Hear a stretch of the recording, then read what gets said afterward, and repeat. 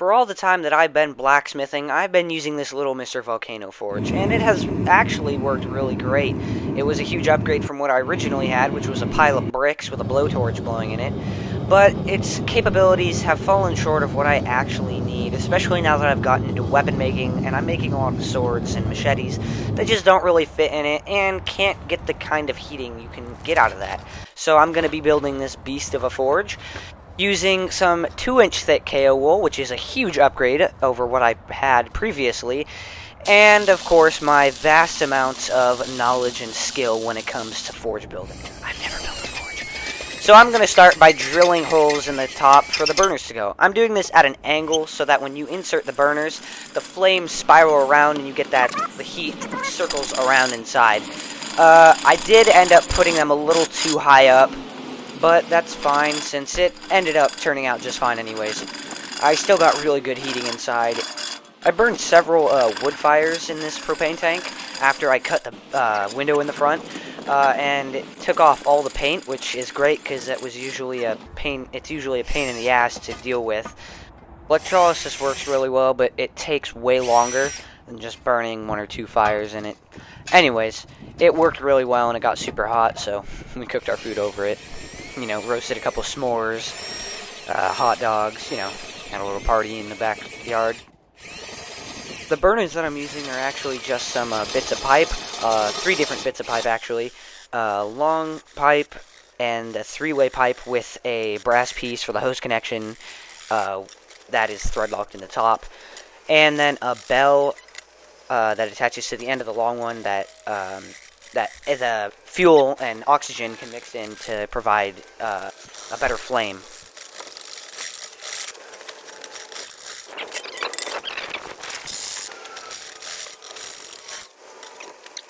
Alright, now that that part's dealt with, we can make the feet for the forge.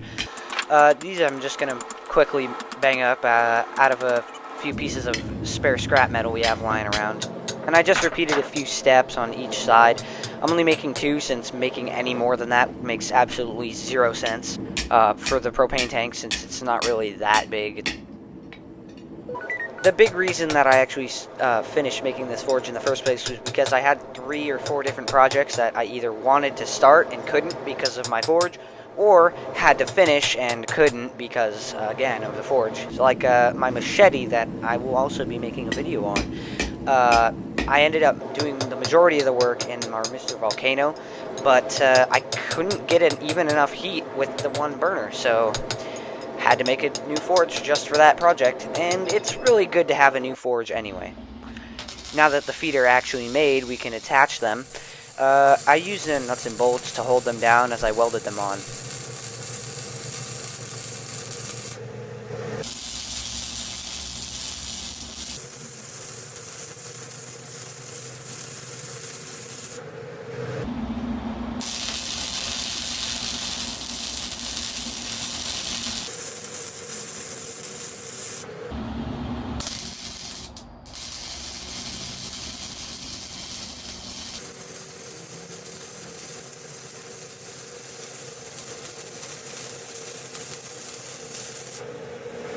And those are some pretty nice looking welds if I do say so myself.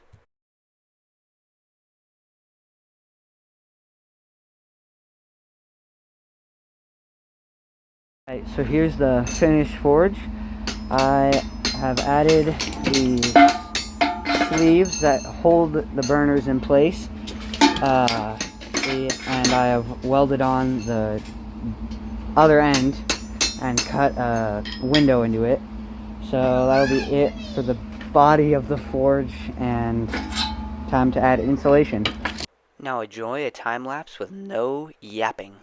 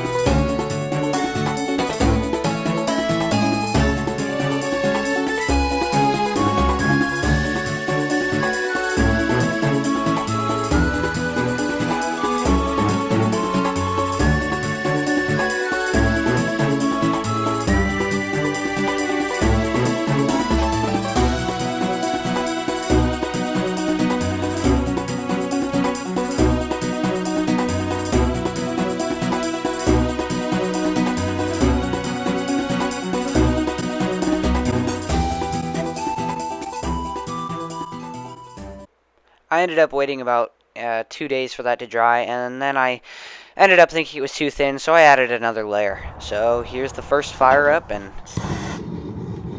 I think it came out great. And once this baby gets up to heat, it absolutely delivers. Even standing 7 feet away, I can feel the burn, which actually that means kind of a lot of heat is escaping. So maybe that's not a good thing. But it also means it's heating up really nicely. And now I'm going to make a sword. Your dad's going on. Some things I think could have gone better. For one, yeah, it took a pretty long time to make, mostly due to the fact that I kept putting it off. And another is controlling the heat, because I did end up accidentally melting a propane hose because I turned off one burner, which was a mistake because since it's forcing all the heat through both burners, when you turn off one, the other one, the heat from the other one just goes straight up the burner that isn't actually you doing anything, and it ended up melting off the hose where it connected, which sucks. But the easy way around that is just always use both burners, or take off the hose whenever you're not using both. Anyways, thanks for watching. Cheers.